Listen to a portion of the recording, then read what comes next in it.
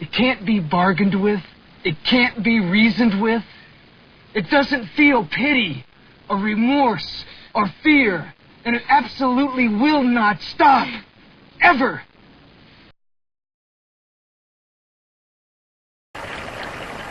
A heron is a master of risk assessment. He can study your defenses and pick his way through. Eventually he will. You have to change things up. You have to try different methods, because he's going to determine that your silly little decoys, your fences, everything that you put in his way are no threat to him. The barking dogs, most of that stuff won't have anything to do with his ultimate goal, that's to take your fish. He's exceptionally good at it.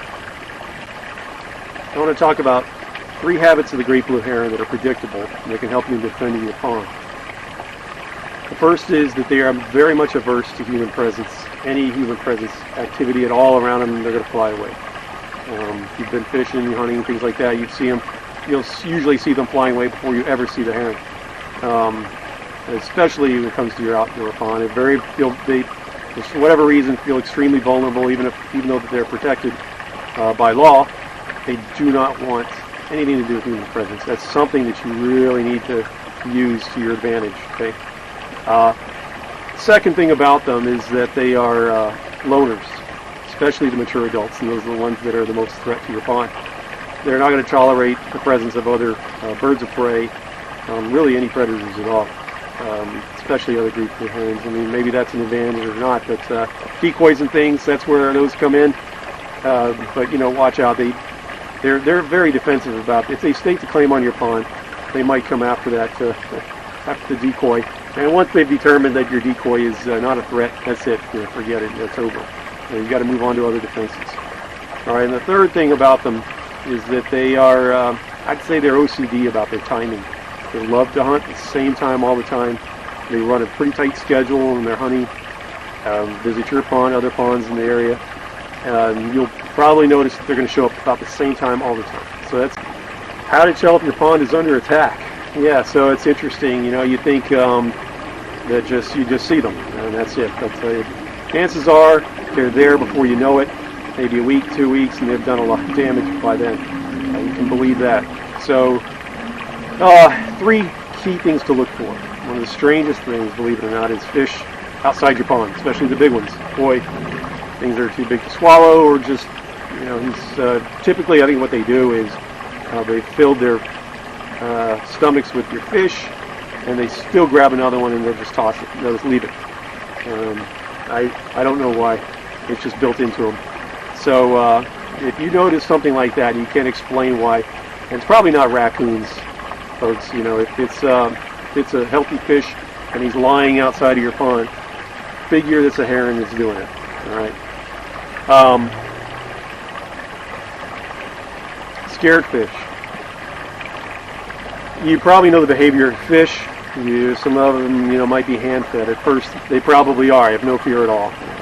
But if all of a sudden they disappear, they don't show up except at night, and they're hugging the bottom, they're hiding everywhere they can. They know they're under attack, and so that's an easy indication that you have a heron problem, or maybe an egret or something like that. But figure it's a heron. The third thing is weeds. Weeds misplaced, pulled outside your pond. I know raccoons do that sort of thing, but what I've noticed is, especially with the oxygenating plants that you might have in your pond, they'll be matted down. The herons love to wade in. If they can attack your pond the way that they want, they'll walk up to the pond, wade in, and they'll mash all those plants down with their huge feet. And if you know your pond pretty well, you'll see things like that. And that combined with scared fish, or fish that you found outside the pond, or you see something flying away, in the dark, it's hard to tell what it is. Yeah, you probably have a heron. I think that you should do is to get a camera, a good IP-based outdoor pan tilt camera. I have a pan tilt zoom. I don't really need the zoom, but you just can't go wrong with a camera with a solid network connection. I run a Cat 5 cable from my camera into the house. I don't care about aesthetics. You can use the wireless, but it's going to let you down when you need it. So I tap into the camera every single day, and it's always just takes me right to the pond, tells me what I need to know. I mean, you can, if you're lucky enough to have good neighbors or somebody at the house, your kids or whatever, you see the heron, give them a call, get them outside, scare the bird away. At the very least, you can do that.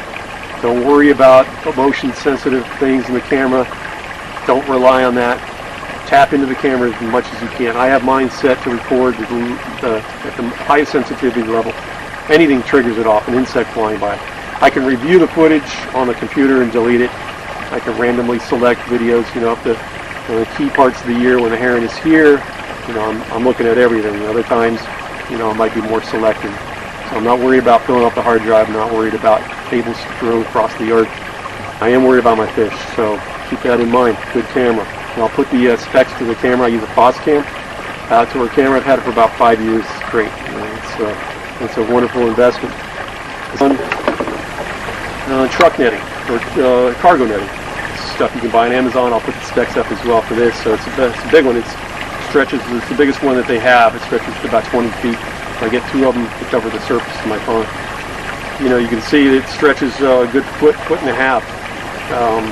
But the heron, it's his preferred method, of course, is to wade in the pond. He'll dive bomb it if he has to. I've seen that happen. He's going to get your fish one way or the other, but this will slow him down for sure. I've actually never seen him step on it or even in between it. He will stay away from it as much as he possibly can. Okay, the third thing. This. It's not much, but it's pretty cool. Wemo. All right, this gives you a lot of options, and one thing you need when you're fighting a heron is options. You don't want the one thing. One thing is going to fail you, and that's all you've got up your sleeve, man. Forget it. It's over. The Wemo is wireless activated. You can turn this on from your smartphone from anywhere, or you can program it to turn on and off at certain times. So when these things sort of come in handy is I give you a scenario. Tie into your camera, see the heron, got through all your pitiful defenses, nobody's at home, and you're on your way to a meeting. And I can, this is from experience.